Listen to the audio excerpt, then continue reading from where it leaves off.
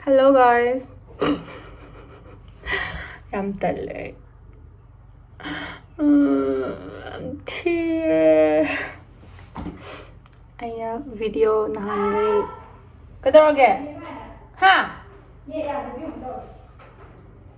Aina nahanday video thagatlagtabagi maram ai ngasidi mayamda hairage.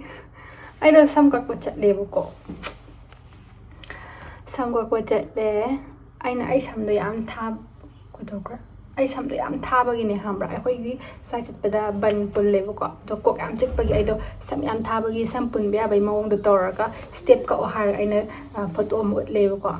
Ado ma se ka e toraga kadore.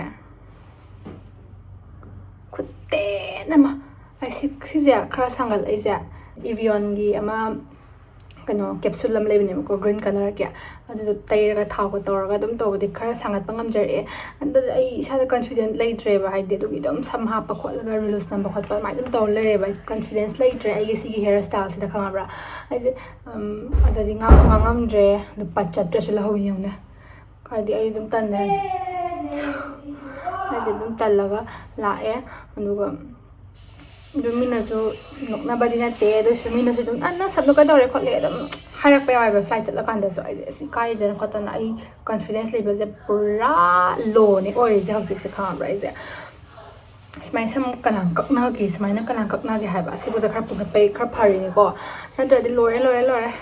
adu gi ne aina video number khot pu do ai do yamna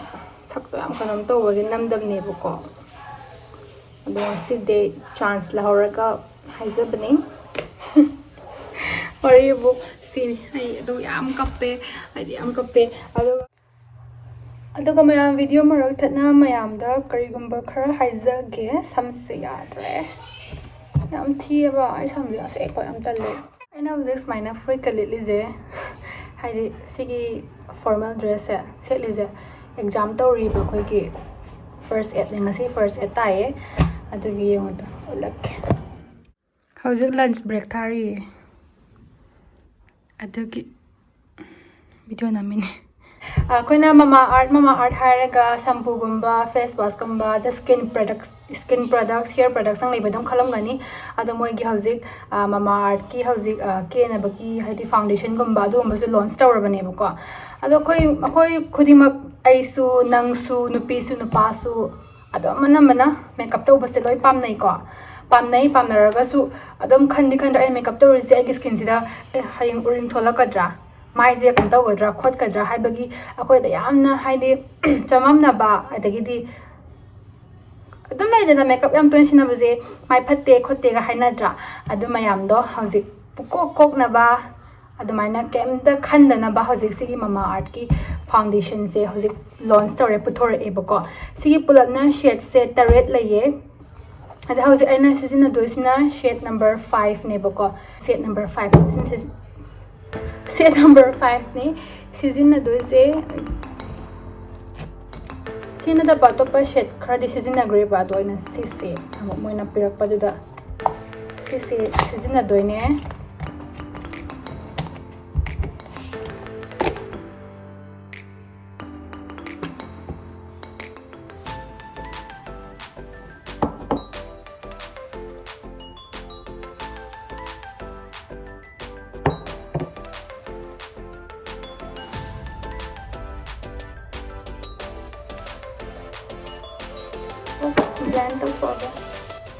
easy blending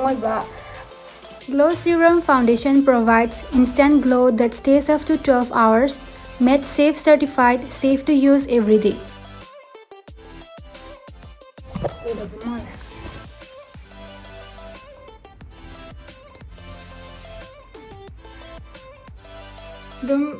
Pose instant glow piba tawbani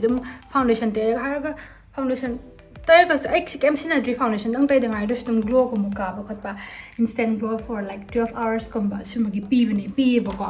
yam nungai sina ba gi oina di aduna maya makeup nungti gi tawbagi khoida awaba leibadu leiraroi maramdi si toxins free oiba chemicals free oiba product amani makeup product amani amna naturally oiba sigi glow serum foundation se vitamin C amadi turmeric ade almond oil na ma this adugi extract sing do yawe bako mangonda adana adum skin da su phajahan ba adagi quite free of chemicals toxins aduga MamaEarth se plan goodness initiative lai noina moidagi moigi website tagi moigi app tagi product ama leba matamda moina nogi upambi ama loi thagane bako aduna by 2025 da MamaEarth na hodi aim tawise 1 million of trees plant taw bahaina moina khalle bako aduga MamaEarth is a plastic positive brand that they recycle more plastic than they use. And you can use my coupon code SAPAM2022 to get 20% off on the official app or website. Aduga MamaEarth se kaide pangya kanda Amazon, Flipkart, Nykaa. Fangi si haraga masalaki. Aise hajiki samdo kakpo matamda kana mal habiura. Sto laki bako. Ama kainogi parody gi ama laibani parody moi wari gi animation gi tawba mai kainogi maming do kaw khrene channel maming ulake adaida kano neba UV leima kaina gama wari ama laibani ko parody ni ko haise the coconut princess ana da second part ki arable tholak pa upalaima na masam chap chap chap yung video adu ya male ai du khawra adu ne kaigamba khoi ki moza phoi ko malet laga te ese kana mal ha kan gung ni ko ina male ja adu am tal ap thire ai samdo sang ba ngai ba yang ware tuni aduna ware je sai da loisel lage mayamna sam sang ba khar thuna ba ko kai kai sina ba yai ko ne ha bado kanu ko mana taba natural gi oi ba haidi isana yumda sidina ba ya ba khot pa tawdo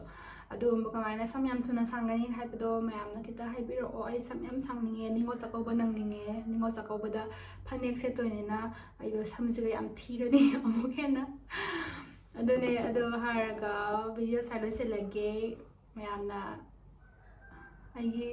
penda batabi bagi da bakta thaga chari haraga bye guys mathangi video da muk thengnarasiko